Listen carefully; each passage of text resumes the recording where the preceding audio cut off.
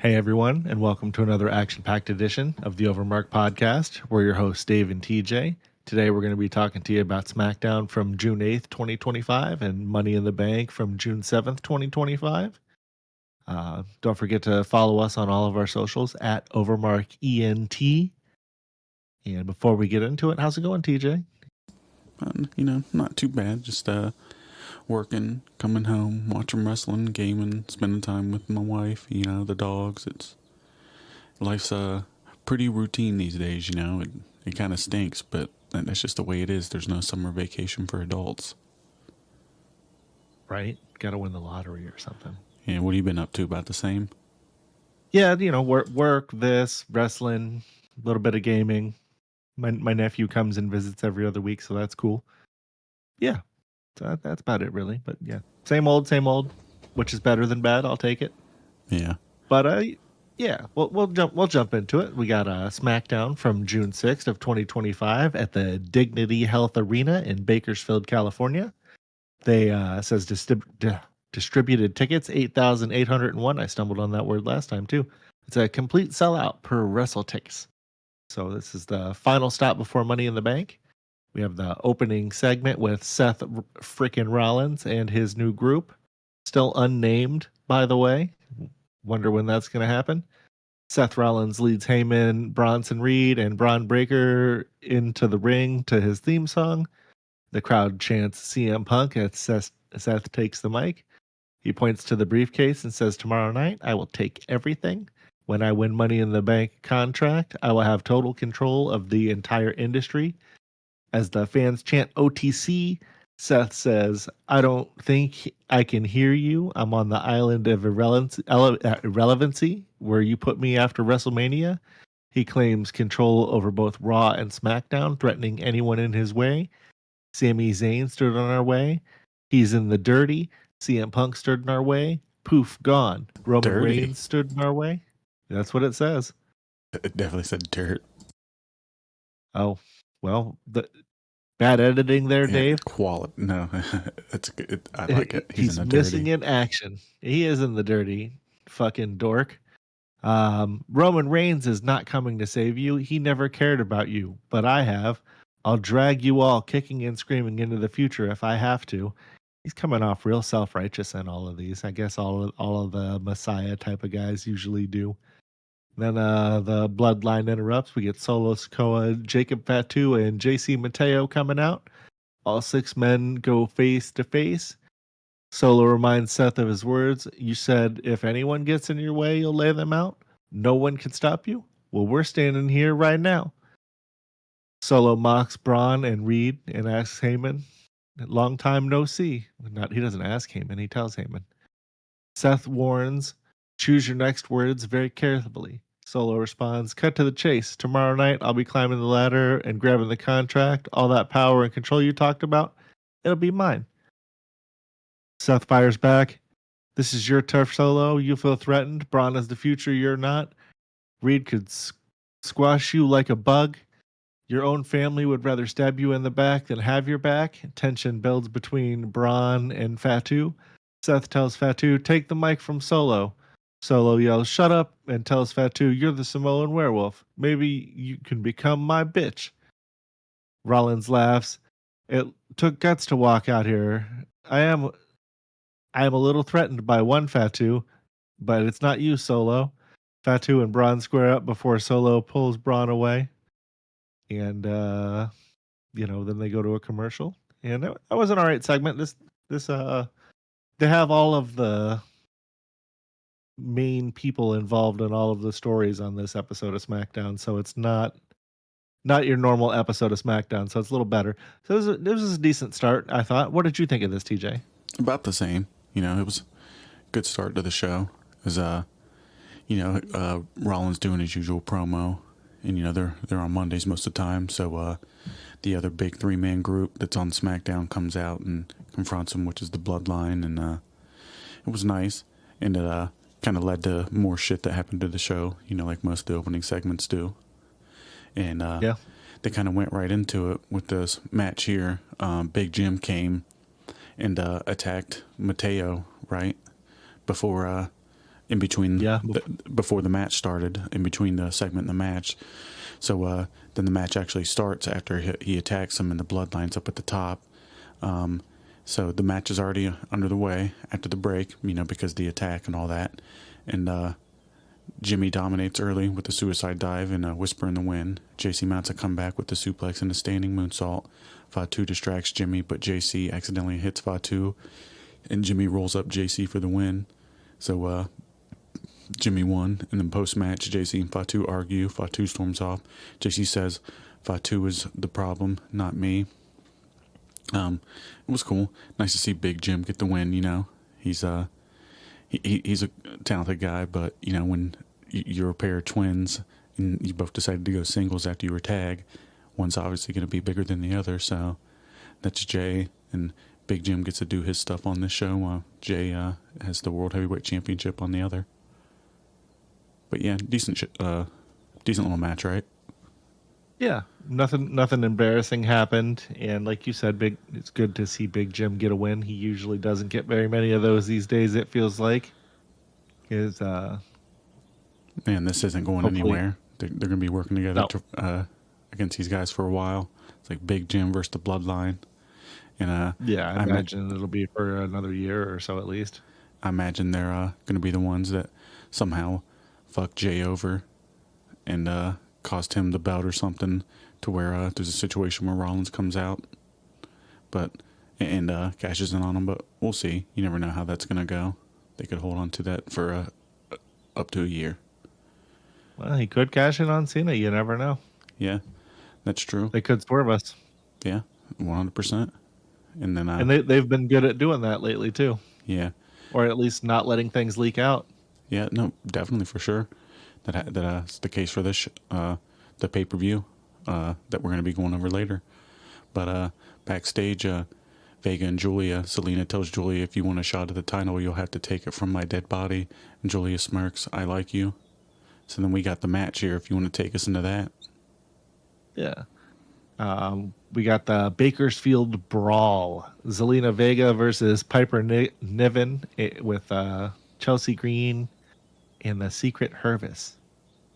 It's a hardcore match with kendo sticks, steel chairs, and a Slim Jim branded table. We did a short about that, actually, fairly recently. We did. The Slim Jim branded table. Good Lord. It actually looks funnier than what I had imagined it was going to look like. Just an all black table with two Slim Jim logos, so one on each end. But Vega, they have the match. It's brawling inside, it's brawling outside. Vega lands a moonsault and a code red, and she gets some help from Julia. And Julia attacks Niven with a kendo stick, and Vega power bombs her through a table. And that's the finish. And then post-match, Julia raises Zelina's hand and then headbutts her and poses with the U.S. women's title. Obviously, she's going to be coming for that belt, and that'll be the next build that we see. And maybe, I don't know, they keep having her locked in this feud with Chelsea Green and the Secret Herpes. So, I don't know, everybody's coming for the U.S. women's title, I suppose. We'll see what happens. Maybe it'll turn into a triple threat. I hope not. We've had a lot of triple threats lately. And even though they've been good, we don't necessarily need more of them. But what did you think of this match, TJ? Not a lot. It's, Vega just coming out to no fucking responses. Like, it sounds dead quiet when she comes out there. And Piper Niven. That's right. Yeah, Piper Niven stinks. Chelsea Green's cool as a ringside person. She draws more attention than anybody in the ring, I guess. But overall, this one stank, and it's just looking forward maybe to get the belt on somebody interesting and actually have a good program going on like they do with the Intercontinental Championship on Raw. And let's go ahead and move on, because I'm sure everybody else's brain moved on the second they were done watching that. Yep. They probably, if they even watched it and didn't fast forward through it, and fast forward through us talking about it. Yeah, we got this backstage reunion here with the Usos. Jay says he's a little banged up from Monday, but he's good. And Jimmy's like, "You good?" And Jay's like, "Jay, I'm a champion now. Champions answer the call." overall. Nothing bad here. Later in the show, there was a point where he was like, why does everybody keep asking me that? When he asked if you could. But yeah, Yeah. I like Jay. I know there's a lot of people out there that don't, but his run's been pretty decent so far, and he's been involved with all the top guys on the show. So, why wouldn't he be? He's got the belt. And it's going to be him versus Gunther next. So we'll see how that goes. Gunther? Yeah, Gunther. Whatever the fuck his name is. Remember him at the next pay-per-view. That's right. But yeah, then... can't remember what pay-per-view that is. But yeah, it's coming. Yeah, it is. And then we got Aleister Black challenging LA Knight. And he says, if you beat me, I'll look you in the eyes and shake your hand. Which, this was decent. Aleister Black's been, they're slowly, building him up, having him have matches. And I guess his first big feud's going to be against LA Knight. But it wasn't bad, right? LA Knight. No, go ahead. Any of the stuff that they've done with him where he has lost is like a situation where he's getting fucked over and he doesn't look bad. So they're doing a good job of keeping him looking protected and looking good. But yeah, there was more to his promo than that, but for some reason it edited out. He just, he was basically just talking about. So LA Knight fires back. It's that time of year again, Money in the Bank session. Oh, or were you still talking about Aleister Black? Yeah, he was talking about how. I remember he starts with like Black Mass, and then he talks about how, that was how the match was won with Black Mass, and then he talked about how he was almost able to be okay with it, and then he's not okay with it, and then that's why they're going to have a match with him and LA Knight. Yeah, but but that was pretty much it, the basic gist of it. All right. Oh no, it's the Lizard Man. But oh shit. Iguana. It's that time of year again. Money in the Bank season. Yeah. 3rd year in a row. 3rd time's a charm. W number 2 solo. W number 3 Seth Rollins. There's nothing hotter than LA Knight in LA. Yeah. Black Feelings got hurt. He'll get them hurt again tonight. Whose game is it? LA Knight. Yeah. LA Knight always gets some of the biggest and best responses on like every show. He really does. He really does. I can't wait to see him in a more elevated position. He definitely, he's not getting any younger, and now's the time. The crowd's hot for him. He needs to be in that main event scene sooner than later. Yeah, it's tough. It's just crowded right now. Yeah, there's a lot of guys. They went into the match, though. It was LA Knight versus Aleister Black. It was a hard-hitting match with reversal strikes, near falls.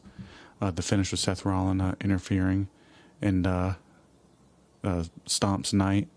So, winner by DQ was LA Knight after Seth did the stomp. Black runs Rollins off. Bron spears Black. Reed hits Senton on Knight. Bron finishes Knight with another spear. Not bad. It's crowd was really into it. And most of the time, even if you have that can take a decent match to a pretty good match to great, And this was a pretty decent match. I feel like every match on this card, they tried a little bit harder than they might usually have, just because of they had everybody both shows rosters on the one show.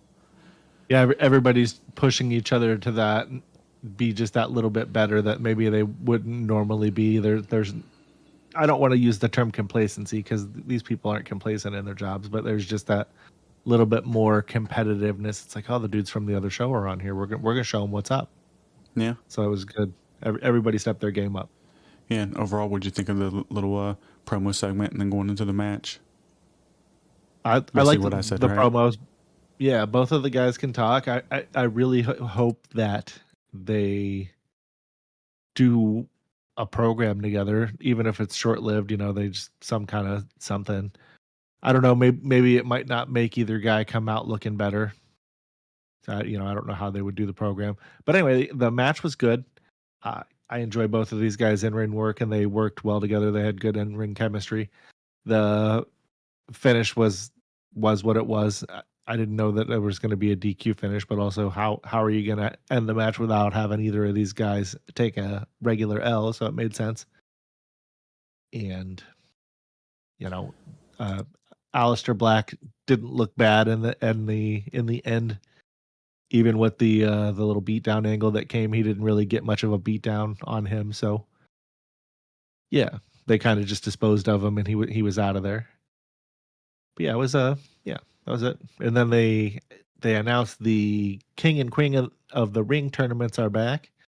Pierce and Aldis confirmed that the tournament finals are going to be at Night of the Champions in Saudi Arabia, and the winners earn SummerSlam title matches.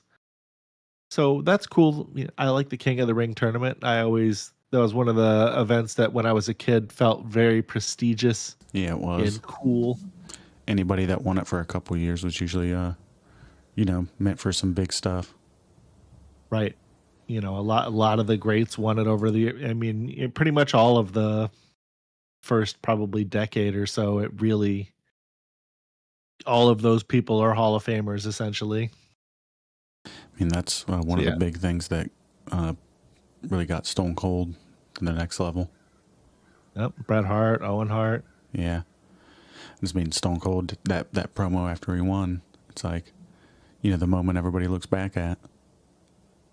One of the greatest promos of all time. Yeah, that's what they say, right? That's true. Right, so, that announcement happened, and then we get some backstage with Jade Cargill, Charlotte, and Tiffany. Excuse me. Jade, I am the storm whose dust settles. I'll be the queen of the ring. It's one of these people back here like reciting poetry to each other. This sounds like some Shakespeare shit or something. Go. Charlotte. Salt and sugar look the same. Choose your friends wisely. There's only one queen in the WWE. What the fuck does that even mean? Tiffany walks by silently. Salt and sugar look the same. I don't know. Referring to their skin color? Because that seems strange. No. I don't think it's that. Well, I hope not, because that's just be kind of a weird thing to say. Yeah, and then Well, no, it's just, I think it, like salt and sugar look the same, but obviously they taste very different. So, yeah, then I'm a goof too. If you're not choosing wisely, you might end up with a bad taste in your mouth. I gotcha. Oh, yeah. Shit, I just decoded it. Yeah, you did. Welcome to the show, everybody. Yeah, we're your hosts, Dave and TJ. Oh, that's funny. You figured it out? Yeah. Fuck. we're geniuses over here. No, it was just you. I'm just here. But yep. We got this tag match. We got this tag match next with Andrade and Penta versus American Made. Gable, El Grande Americano will climb the briefcase and bring the title home. Andrade and Penta argue with Gable. Aldis makes the tag match. And then they cut to something else here. And it's the promo with Tiffany Stratton. Last year, I didn't just become the youngest Miss Money in the Bank. I became the it girl of WWE. They win the match, trend for a night, but no one can outdo the doer. What time is it? Crowd Tiffy time. I think they're going to turn her heel soon. I hope not. I know she's super popular, but she just seems to be getting cockier and cockier every week. Yeah. Yeah, not really much to say about either of those two promos, right? They happen. No, I mean they happened. They were serviceable. They furthered the story for what you needed. They, Yeah, like we said, they happen. And it's Tiffy time. Yeah, another thing that happened. Well, at least they had her walk by and stuff like that, and then do the promo, and people are really into her. So either way, I'm sure even if she does go heel, she'll be one of the heels that get cheered all the time. And she'll just be acting the same way. But we got this match here with Rhea, Stephanie, Bliss, and Perez. And it was action-packed with freaking tags and team offense. Naomi walks out on Perez late in the match. And the finish had Alexa, Stephanie, and Rhea hit a combo ending and Riptide on Perez. So Rhea and Alexa Bliss and Stephanie Fakir won. By the way, I cut off Julia and Naomi were in the match too. I just ended it on Perez, but yeah, all those women were in the match there. It was all right, nothing too crazy. It was probably the crowd's tale as old as time. Getting the people that are going to be wrestling at the PLE in a tag team match before the event. Crowd super hot for Rhea and Stephanie. Bliss gets a pretty good reaction too. Perez was all right. Julia was decent too. Naomi, I guess, was whatever. But the chemistry for a minute early in the match with Julia and Stephanie was a little wonky. but that was the only thing that I noticed that it was kind of like a blemish on the match or whatever. And I don't know what the deal with that was. Yeah, they wrestled each other a bunch of times in NXT. it happens. Stephanie is super over, and every week the crowd is getting it more and more, and she's on her way, man. You know, it's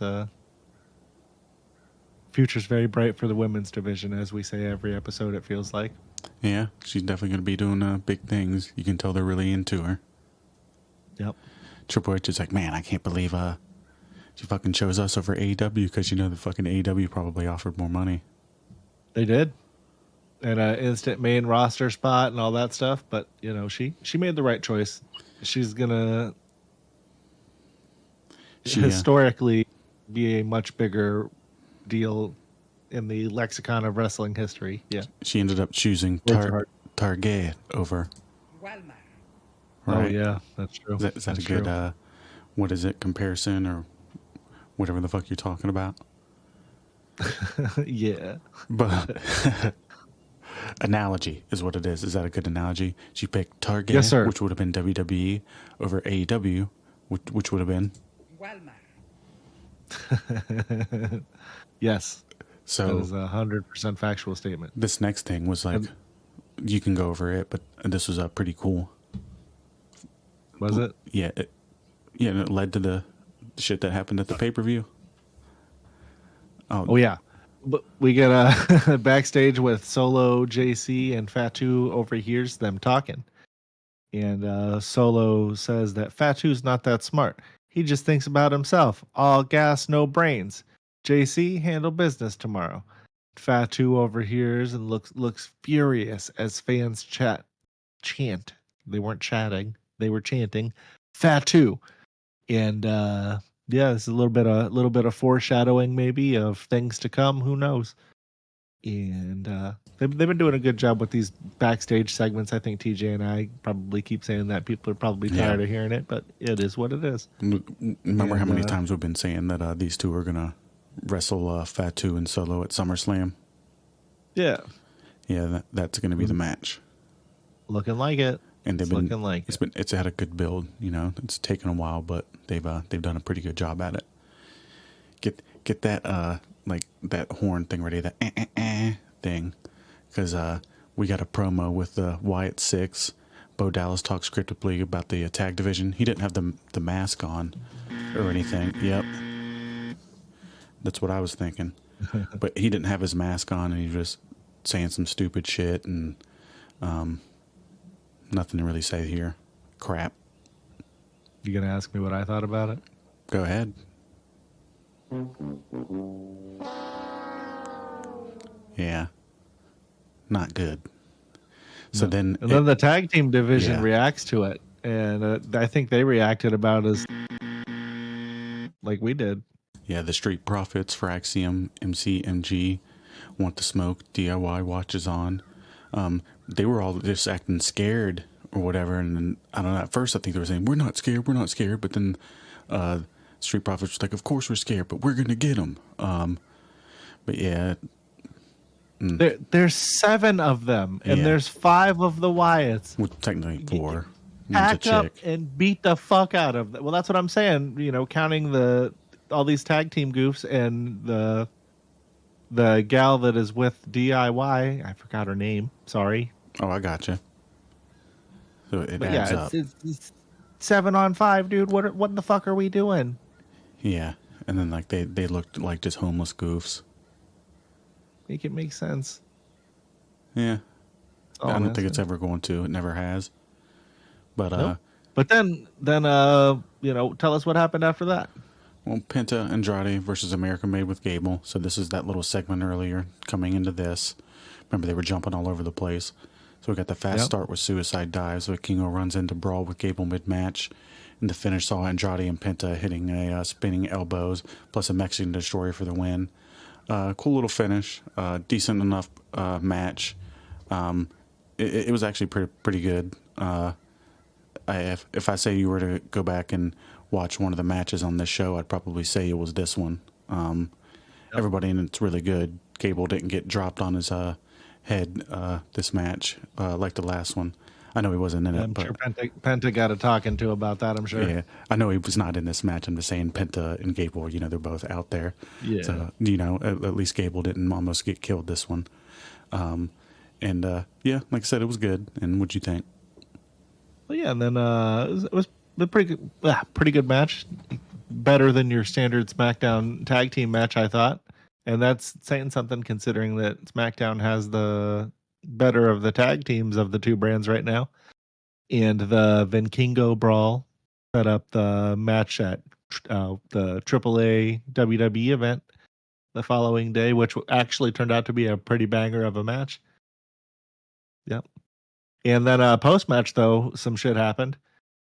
The Seth's crew came out and they destroyed Penta and Andrade. So if you're in the Money in the Bank match, you're getting your ass whipped this week. They came out, they hit the ring.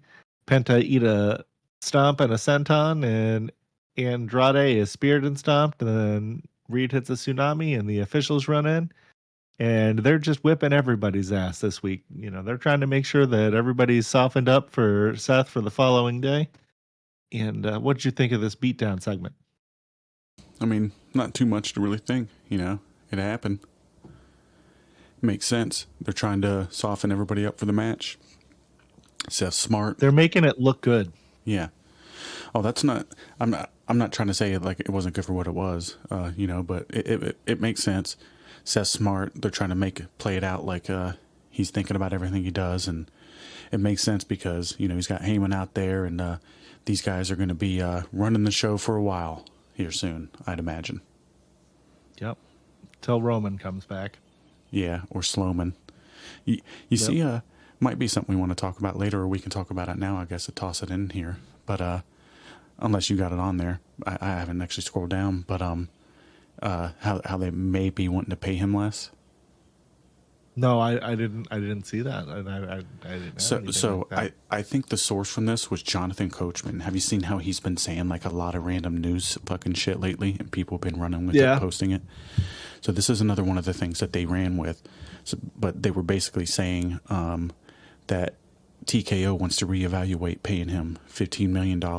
That's not a year, is it? Or are they paying him $15 million a year? I think that's a year. Well, if they are, that's pretty wild. Good for him. But from what Coach was saying is that, I don't have it right in front of me, but that they want to reevaluate paying him that because they think it's too much. So maybe we won't see him back for a while. You never know. Maybe he just says, fuck this. Or maybe he won't renegotiate and they'll let him go. I highly doubt it. But I don't know. Interesting stuff. And maybe the future of him just uncertain right now, right?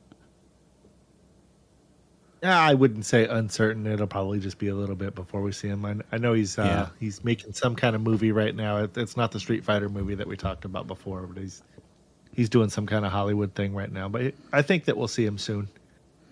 Probably before. He's going to have to be in SummerSlam, right?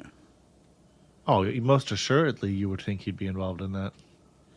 Okay, but so the news comes as I got it right here, but it's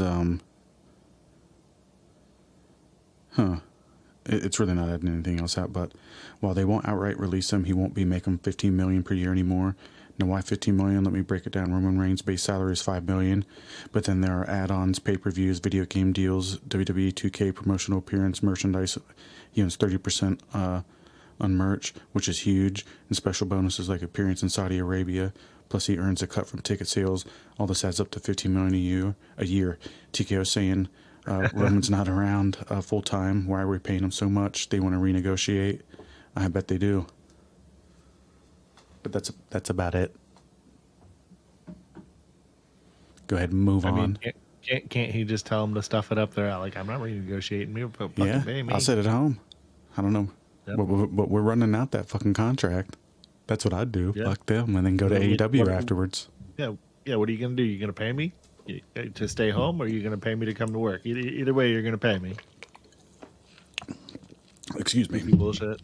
Could you imagine how big a deal that would be if he disappeared, ran out of his contract, or however many years is left on it, and then just shows up? That would be bigger than him showing up at TV every week, taking a huge break, and then showing up on the competition. Yeah. Makes me think of something like Kevin Nash or something. Yeah.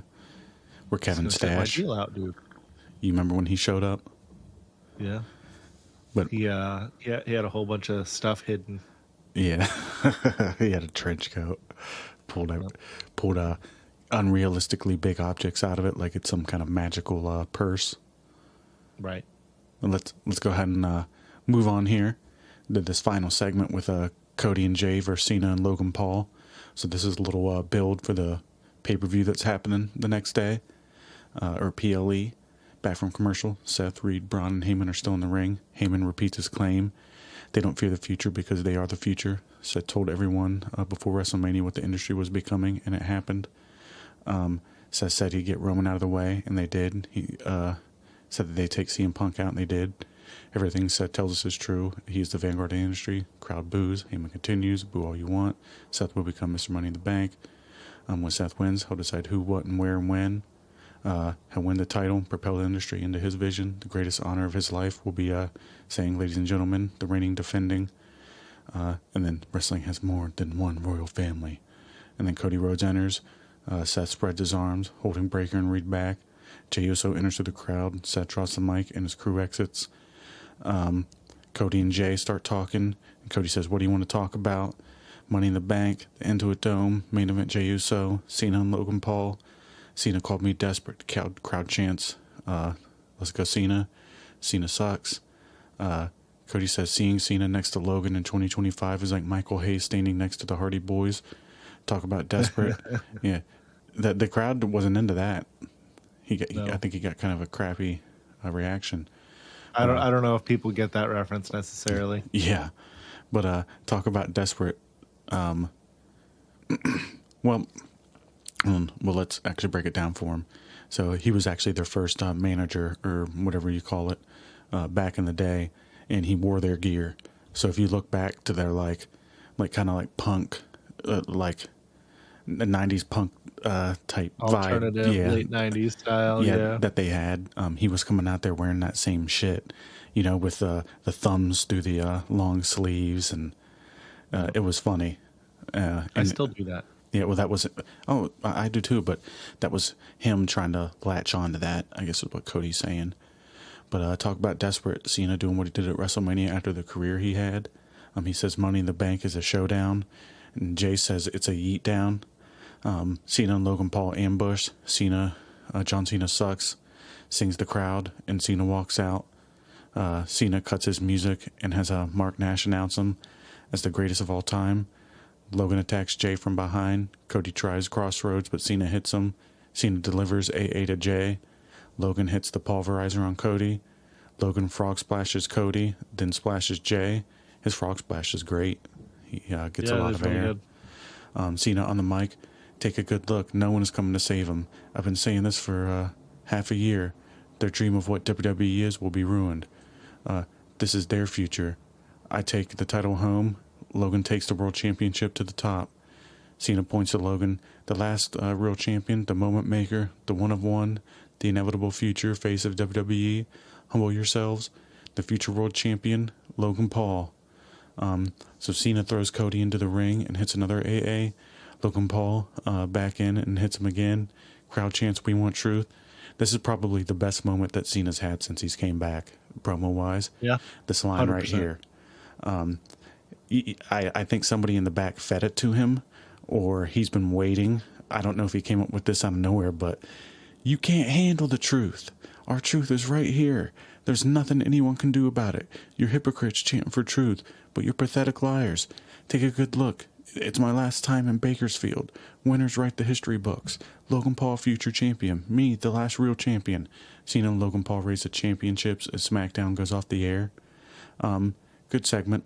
I liked it a lot, and it was a really nice, good segment. Nice last segment before the pay-per-view, and this kind of told you maybe who was going to win the match. If you know what we're saying here, we won't spoil it because we actually do know what happened already. But overall, pretty good shit. Yep, definitely was one of the better episodes of SmackDown that we have watched in a while. It wasn't one that was painful to get through, so thanks for that, WWE. Yeah. And so we're going to transition from that into talking about Money in the Bank. Boom. We got WWE Money in the Bank on June 7th of 2025 at the Intuit Dome in Inglewood, California. It had a attendance of 17,069 of 17,070. So one ticket off from a sellout. It's most likely a sellout. That information came from WrestleTix. So I assume that last ticket sold. There's no way it didn't. And good job. They had a really successful week in California, or a few days in California, however long they were there, Friday and then the 2 Saturday events. And then maybe Raw's there on Monday. I don't know. I haven't looked that far into the future yet. But we got the women's Money in the Bank ladder match. Alexa Bliss versus Roxanne Perez versus Naomi, Stephanie Vakir, Julia, and Rhea Ripley. I'm not going to say versus in between every lady's name. Why would I do that? We got some referees in the match. They got multiple referees in this match. I guess it's to see if anybody's fucked up or they're working different angles or whatever. The Ripley targets Julia and Bliss attacks Vakir. Naomi and Perez brawl. Naomi baseball slides a ladder into Vakir. Before I get any further into this is Stephanie's third match in 24 hours, and they keep the commentary keeps selling that. She had one on SmackDown. She wrestled earlier in this same day at the AAA-WWE event, and then she's in the women's Money in the Bank match. Let's go. She's getting it in. But anyway, Naomi baseball slides the ladder into Vakir. Ripley slams Bliss into it, knocking Naomi down. Ripley and Bliss smile at each other and wave up at the briefcase. And Julia and Perez clear the ring and get taken out by Vakir's springboard crossbody. Naomi hits a X Factor on Vakir onto a ladder. Bliss hits a rolling senton on Naomi and Perez. Julia drop kicks Bliss and curb stomps her into the ladder. She no-sells the ladder falling on her. That ladder did fall on her a little bit, hit her in the back a little bit, but it wasn't too bad. It kind of just grazed her. So, I'm sure she was okay if she no-sold it. Rhea hits Perez with a Shining Wizard and slams Naomi on the ladder. Mommy chants start. Perez counters a Razor's Edge into a Hurricane Rana, then moonsaults Ripley on a ladder. Looked like it hurt a little bit. Perez climbs the ladder but gets ripped down. Julia and Perez work together to crush Ripley between ladders. They buried her under a bunch of ladders outside. Ripley is buried under a pile of ladders at ringside. Vakir hits a dragon screw on Naomi. It looked like it didn't quite go as planned. It probably stung a little bit more than how they normally would. And climbs with Julia on her back. Julia hits a German suplex off the ladder. Julia and Perez team up to flapjack Bliss onto a ladder. This is awesome chant erupts. And it kind of was. This was a pretty good match so far. It wasn't great. Perez slams Julia off of the table, but gets intercepted by Ripley. Ripley Razor's Edges Perez into Naomi, which was cool, and slams Julia face first into the ladder platform. Ripley starts playing Legos or Tetris with the ladders, and she builds a ladder bridge with the ladder in the middle of the ring and the corner of the ring with a ladder sticking out in between the rungs onto the ropes. And I lost my place, but she starts to wrestle around with Stephanie Vakir, and then Vakir counters a Riptide into a Devil's Kiss on the ladder, which was a pretty innovative and cool way to have done it. She climbs for the briefcase, and Roxanne cuts her off. Bliss hits Roxanne with a stereo. Bliss and Perez hit stereo code reds on Naomi and Vakir on the ladder bridges, which was pretty cool. Julia resets the setup, and Bliss hits Sister Abigail on Perez, and Ripley hits the Riptide on Julia. Naomi tips the ladder over, sending Bliss and Ripley onto a platform. Naomi climbs and grabs the briefcase, and Naomi wins. This was kind of the person that we thought was going to win, because it's usually you have a heel Money in the Banker kind of using the Money in the Bank prop to further their heel deal. It was an okay match. I didn't hate it. What did you think of it? I don't know. It was okay. Don't really need to shit on it too much or anything. I don't know. It happened.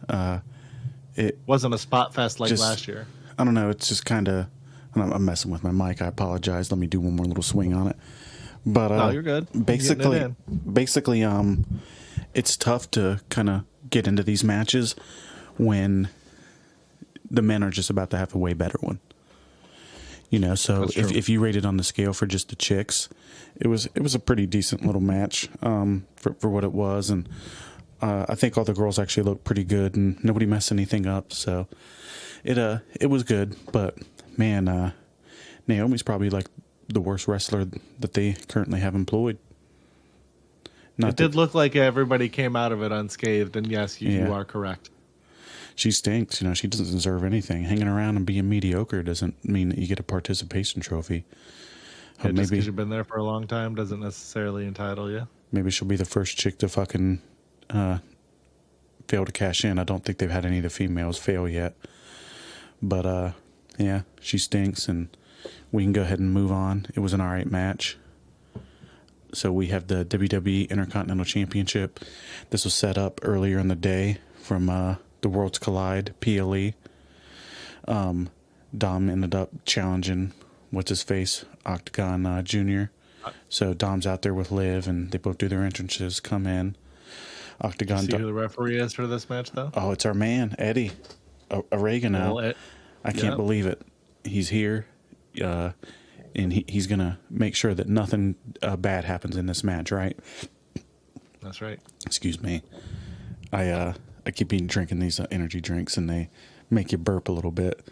So Octagon dominates early with a high-flying offense, and Mysterio crotches him on the top rope, ties his mask, tail to the rope, and stomps his hand.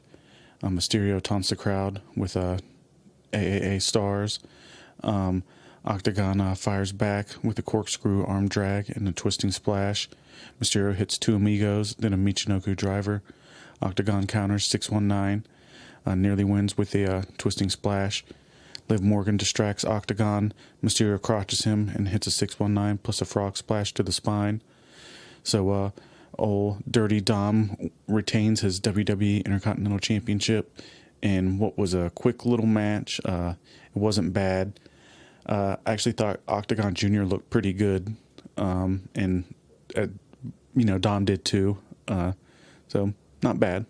I think you liked this match too, right? Yeah, it was a decent match. Like you said, Octagon looked good. The most of the AAA guys looked good on the PLE earlier in the day. Most, not all. That lizard guy, the iguana man or whatever the fuck he's called. Now he's going to end up being a thing. Here's what I noticed though. So you take that show and you have AAA still keep doing their shows, right? And you mix them in with NXT and a little bit of WWE guys to like highlight them on their own show. And you take something from that show and you put it on your PLE. And not with a tag team, not with anybody else out there clogging it up and making them be all these names of people that they don't know and a language that they don't know. You have one guy out there highlighting himself, so it's only him. There's no confusion. I've seen Octagón Jr., and I know what he looks like in a match because it was just him out there. So right, it wasn't an indistinguishable 3v3. In one night, I feel like I know any of those new luchadors that they had on the last show, a couple shows on AEW. I feel like I know Octagón Jr. better than I have any of them. That's fair criticism, and I agree. Yeah, just this is the correct way to highlight an individual and make it so some of these people can actually get over, or at least be somebody that does something for you to make a little bit of money. Right. But moving on, we got the WWE Women's Intercontinental Championship. It's Becky Lynch versus Lyra Valkyria here. Referee Jessica Carr. So they moved on from Eddie, and it's a shame because I feel like he's what we needed in this match to get a more fair calling here. But what are you gonna do, right? Well, he's in the back. He's having a pizza. Oh, okay. Yeah, you gotta eat. So Lyra Valkyria attacks Lynch during the ring entrance. She calls for help with a wardrobe malfunction. Yeah, those. Right. Yeah, her top came almost right off, dude. Yeah. Well, I don't know. Maybe that's a hint that you need to do something that doesn't relate around things that clip on wing wise. Get rid of all that stuff, and maybe that'll never happen again. I know it wasn't related to this, but just a call and change something up, right? Because them wings stink. Yep. I don't think the wings had anything to do with they her didn't. top I'm not saying they do. off, but, I'm saying we it's a can get rid of sign. the wings. Yeah, it's a sign. Honestly, she'd probably be more over if her top would have came off, honestly. But anyway. I don't know. Continue. I don't know about that. Well, we'd have to see. Maybe people will be appalled. Well, it's an accident. There's nothing to be appalled about it. Accident. I hate that. You don't know how people are. They're like, oh my God, I can't believe that happened on television. Little Jimmy. But Lynch takes control outside of the ring, hitting Beck's floater for one, multiple pin trades. Lynch hits a trio of leg drops and a DDT. Valkyria hits a gut wrench powerbomb, swinging neck breaker, and a fisherman suplex for near falls. Lynch counters with a moonsault. Counters a moonsault with a powerbomb. We want Truth chance breakout. Lynch hits a second rope manhandle slam. Valkyria kicks out. Lynch hits a vicious manhandle slam on the floor. Valkyria hits a Nightwing on the outside. Both barely beat the 10 count. Valkyria attempts a lift Lynch, but Lynch grabs the tights for the win. And Becky Lynch wins the Intercontinental Championship. Post-match, Lynch forces Valkyria to raise her arm. Valkyria eventually snaps and hits a German suplex plus a Nightwing. So I'm guessing this isn't done. And this was a good match. Not bad. Probably one of the better singles matches of the night. I think it was the only singles match of the night besides Dom. I think you're right. So then I think so. Then, way to go! You win by default. Yeah, no, this was better than that match. Well, I mean, her top didn't come off, so I don't know if it was better or not. No, I'm just kidding. That's terrible. I shouldn't say that. If I just say you just said we, and it's just like I don't think I said that. But no, you're probably right. They probably would. She'd probably be super over with little Jimmy. Yeah. But yeah. He'd be like, Dad, did you see that? I wonder if the same reaction would happen to this next match here if any of their tops fell off. Well, I mean, none of them have tops. Well, that's They're what all I mean. guys. Well, So we've got the Money in the Bank men's ladder match with Seth frickin' Rollins with Paul Heyman, Penta, El Grande Americano, Andrade, Solo Sikoa, and LA Knight. And they got 3 referees out here again. We're not going to name all of them, but they did get Charles Robinson out there. So honorable mention to Lil Nate. Still getting it in all these years later. Nope. He's back there. He's already 2 or 3 slices deep into that pizza by this match. He's having a good time now.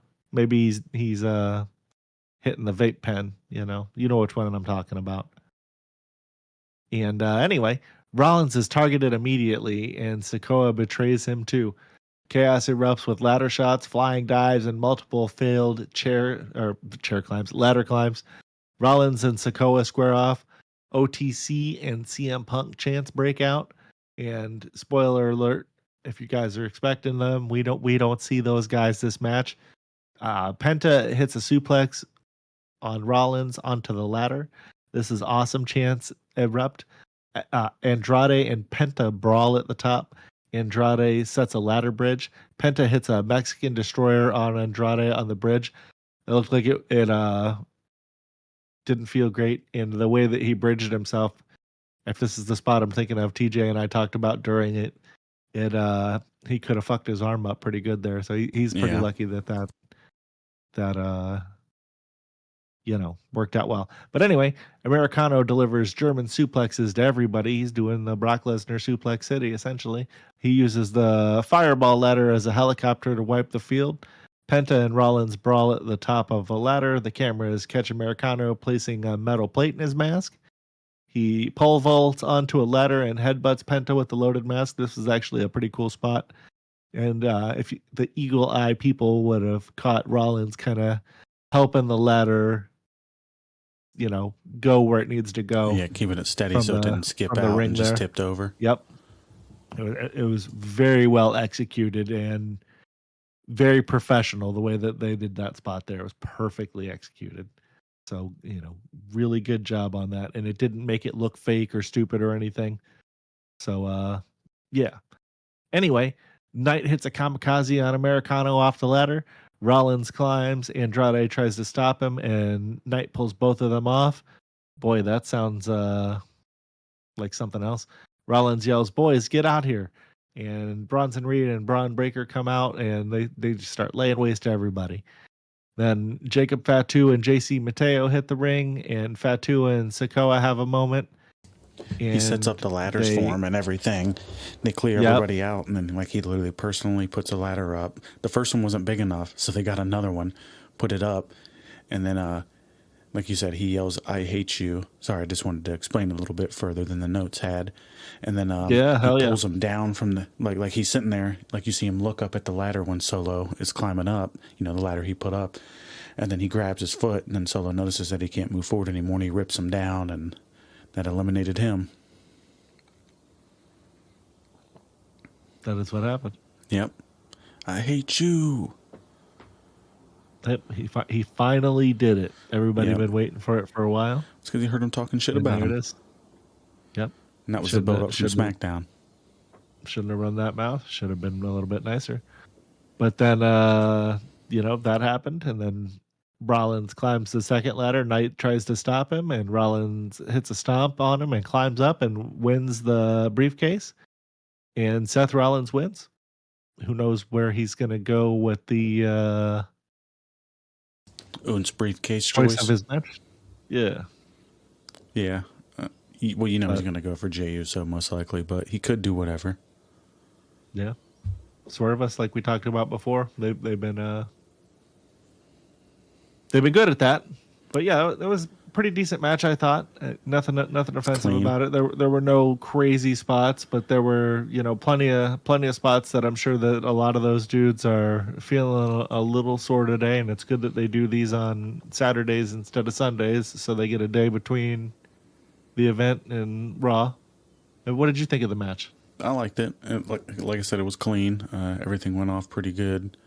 They had a couple bigger spots than the women's, and with the way that they did the matches for this with the three-way qualifying matches, they especially Rollins with on Raw, them putting their way into each match to screw out whoever they didn't want to win, but like Punk, they eliminated all the other big talent from being in this match to some extent. So you get to see guys like Andrade and some other guys that necessarily probably wouldn't be in this match otherwise, but it was a really good match, and Rollins is going to run around with that briefcase and rub it in everybody's face, and it'll be a nice big prop for the show for a little bit. Yep. And then, excuse me, I keep on burping. We're going into what kind of energy drink are you having over there? It's a Monster Mango Loco.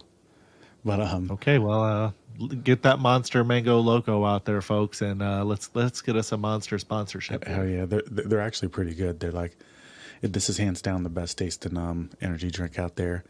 It could you could take the energy drink part out and still drink it as like a juice. It's like that good. Nice. They have one that I like. It's the Monster Rehab. It's like a lemonade and tea one. I like the Arnold Palmer. Yeah, it's fire. Come on, Monster. Let's get a sponsorship going. But anyway, why don't you tell us about the next thing that happened there, TJ? Well, we had the main event with Cody Rhodes and Jey Uso versus Cena and Logan Paul. Referee Ryan Tran. Cena avoids starting it and tags Paul in and out. Crowd chants, "We want truth." Paul gets rocked early. Uso controls, hits the 10 punches. Cena tags in, dominates Uso, double teams with Paul. Cena mocks the crowd, hits a 5-knuckle shuffle. Cena goes for an AA. Uso counters with a sleeper. Paul and Cena argue over tagging. Cena yells, "I'm trying to teach him." Uso finally tags Rhodes in. Rhodes runs wild with a Cody cutter and a suicide dive. Cena hits an AA on Rhodes. Uso breaks the pin. Paul trips on a buckshot attempt. Gets super kicked. Because, he was supposed to hit that, I bet. But then Jey Uso, improvised and got the kick in on him. Yeah. Cena AAs Uso, but Rhodes hits a crossroads on him. Paul springboards, lands on Cena. Uso spears Paul. Cena and Uso brawl. Cena gets super kicked out. Paul hits Rhodes with the pulverizer, goes to the top with the WWE drone. Rhodes cuts him off, superplex. Uso hits an Uso splash. Cena returns AA to Uso and Rhodes, covers Rhodes. He kicks out at 2. It was real close. Cena tries an AA through tables. Uso spears Cena off the announce table. Paul hits an Asai moonsault on Uso through the commentary desk. This is pretty nuts. He got a lot of air on that. This was like, yeah, he always gets some kind of cool highlight in, and that was definitely the one. That's probably the highlight of the night when it comes to just impressive spots, I'd think. Yep. Cena smashes Rhodes with the title belt, and a hooded figure appears and spears to Cena.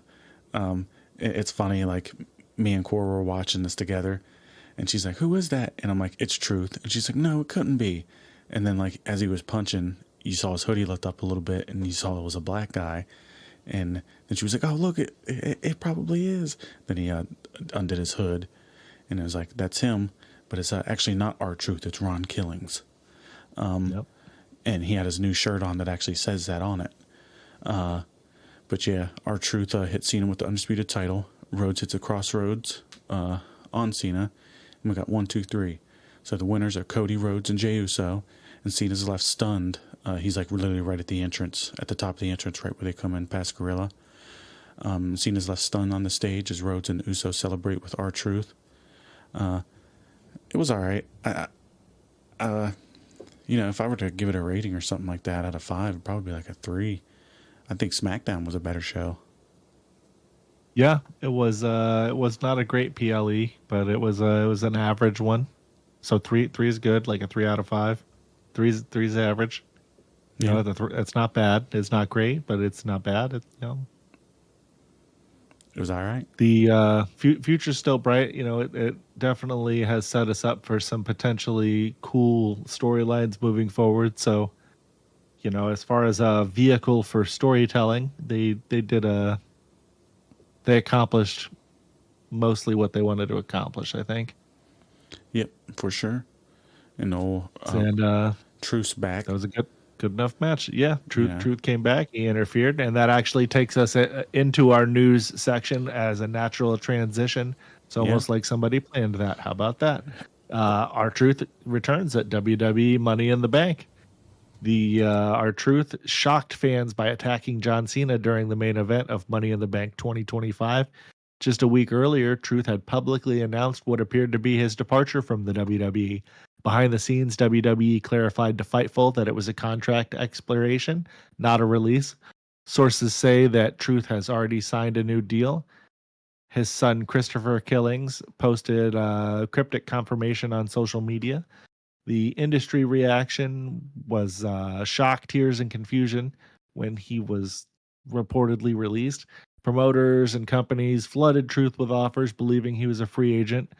There was a lot of interest from TNA and AEW both, and talents reaching out and things of that nature. There was no doubt that he was going to go somewhere and get paid. And talents described the locker room as genuinely emotional and stunned. There were a lot of tears, is the quote. Killings was shocked and kind of disgusted. We all were. The situation was reportedly not a work. One veteran emphasized Ronnie wouldn't lie to us. If this was a work, he'd just ask us to keep it quiet. Maybe not. But handling the exit criticism internally, Truth was reportedly let go in a cold and impersonal fashion. He was notified by a lower level talent relations employee rather than upper level management. Despite attempts by WWE to reconnect, Truth ignored their outreach all week until Nick Khan personally stepped in. The deal was made after Khan interviewed in what sources called a meeting halfway agreement. Triple H responded during the press conference last night after the PLE. He implied at the press conference that Truth's departure was a part of the show. And Christopher Killings, that's Ron Killings' son, responded on social media with a cap emoji, which is internet slang for a lie. And you can't control all these conversations. Quote, one veteran was blunt. in stating, I don't believe for a second that this was part of some grand plan, and I could tell Hunter hates it when the fans hijack the story. Truth addressed the matter if this was a shoot or a work. A viral fan tweet read, "This was one of the greatest moments in wrestling history. We all got worked. R-Truth is back in the WWE." And Truth replied, "No work." Yeah, so he's saying that this was all a shoot. And the final deal in current atmosphere is the current new contract came together in the final 72 hours before Money in the Bank. So kind of got it together at the last minute here. It looks like he will be known as Ron Killings moving forward, signaling a potentially more serious tone to his character work moving forward. Yeah, backstage mood has shifted to one of relief and celebration after his return. WWE shop already has the new Ron Killings shirts up for sale, and they've got the Ron Cena shirts back listed. All of the stuff that was listed up previously is back for sale. So yeah, what did you think of this? They shocked me. I didn't know he was gone. We all sweat the news pretty hard, and there were no reports of this at all. What did you think? Did they get you? Did it surprise you? I don't know. It's kind of tough because there's a lot of wrestling media out there, and it's been hit from every angle. So it's up to you to believe what you want. But I'm not surprised that he's back. Everybody was pretty upset about it, and he's been there for a really long time. It's cool that he's back as Ron Killings. Will probably be a more serious tone. He's like pretty extreme in TNA with some of the shit he used to do. But yeah, it's I don't think it's a work. I think it's real. If it was a work, I guess they did a good job, but it wasn't like pretty basic. It's not. Yeah, why would you work that? It doesn't make any sense. It was very short too. Not like there was this big payoff, but right. In the end, I think it was good. It added to the match too, so everybody came out a winner, and I'm sure he actually is probably making less money right now, so he's probably not very happy. And if that's the case, that sucks. But what you gonna do? Make some new merch. Not much. Yep. That's exactly what they do. Oh no, I'm sure he's probably pretty happy with the deal that he got. Otherwise, he wouldn't have taken it. He would have just taken Tony Khan's money. Oh yeah, it was Nick Khan. Remember that reached out. So it was Nick Khan versus Tony Khan, the war of the Khans in wrestling. But yeah, I mean, I definitely think it's bullshit. And Truth definitely probably wouldn't have said no work if it wasn't in that tweet. And that's about it. Glad that he's back. Oh yeah, welcome back, Truth. Glad that you got a deal that hopefully is favorable for you. Well, maybe some more unfavorable news here is Kevin Owens' injury update. So he hasn't had surgery yet, and he has that neck injury that he's had. And in an interview with LE 10 Sports, whatever the fuck that is, Owens revealed that doctors are monitoring progress without immediate surgical intervention. I still haven't had the surgery. There's a lot of things to consider before the surgery. We're kind of waiting to see how things progress naturally. There's no doubt I need surgery, but before we do the surgery, we just need to see how much it can and cannot recover, because it won't recover but slightly improve without surgery. Afterwards, we can make a plan and decide what the best thing to do for surgery is, but it's a very slow process. You just have to have patience. I don't usually have a lot of patience, but this time he doesn't have a choice. Owens announced that his time away from WWE. I remember April 4th, he came out on an episode of Smackdown. He was originally scheduled to face Randy Orton at WrestleMania, but that never happened. Right now, he admitted in that interview that he's uncertain of his wrestling future, and it will be not arrogant but false to tell you right now that I will absolutely return to the ring, that I will have other fights. I don't know if that's true. Owens has been a staple of the WWE main roster since 2015, debuting by answering John Cena's U.S. Open Championship challenge. I think he won that match, right? He did. Yeah, and then WrestleMania 42 officially returning to Las Vegas, which is funny because I believe... So John Cena ended up beating Rusev, and Rusev had like a year of being undefeated, and that's when he first started his stuff. And then like John Cena lost the next night, I believe. So he like beat relatively quickly. Yeah, he didn't have it for very long. Yeah, it's funny. Like he beat a guy that like had this big undefeated streak just to lose the next night. But yeah, it sucks, and hopefully his shit works out, and you definitely can't rush this kind of stuff, and hopefully it's nothing life altering, and even if he does have this surgery and he doesn't have to get to wrestle anymore, at least maybe he'll be able to live a normal life without any complications, and hopefully the good best quality of life. Yeah. That's all that really matters. And hopefully the best case scenario is that he gets to wrestle again, and there's not going to be any long-term effects of whatever he has going on. And overall, I just know that, especially when it comes to like what guys and Stone Cold and Edge and all those people that have came back, just get second opinions, you know. But I'm sure he's done all that, and over and over again, you know, these guys got great insurance and money and all that. But what you think, Dave? This is not great. You know, it sucks to see anybody be down and have an injury, especially one that's potentially career-ending. KO's had a pretty long career in the WWE, and pretty good. You know, I've been a fan of a lot of the stuff that he did. You know, even though we knock him about his physique and stuff like that, you know, the dude's a hell of a worker, and it sucks. Hopefully, we get to see him back, and this isn't the match that he had with Sammy isn't the end. And if it is, at least he gets to go out on what was a banger. You know, that was a really quality match. But you know, you like to see these guys get to end it on their own terms, or as close to on their own terms as you can, instead of going out based on an injury. Yeah. And then, like TJ had started to say, and you know, this was reported before, but nobody knew any dates, and there was nothing official. But you know, it was finally announced. WrestleMania 42 is officially returning to Las Vegas. They moved the dates a little bit. It's April 19th or 18th and 19th at the Allegiant Stadium in Las Vegas. So it's round two of the same place. They officially announced during the Money in the Bank pay-per-view last night. This marks the second consecutive year there. And Triple H was quoted as saying in the promo, "In my experience, anything worth doing is worth doing twice." And then he hit you with the, "So I've got one question for you. Are you ready to double down?" You know, getting the gambling reference in there.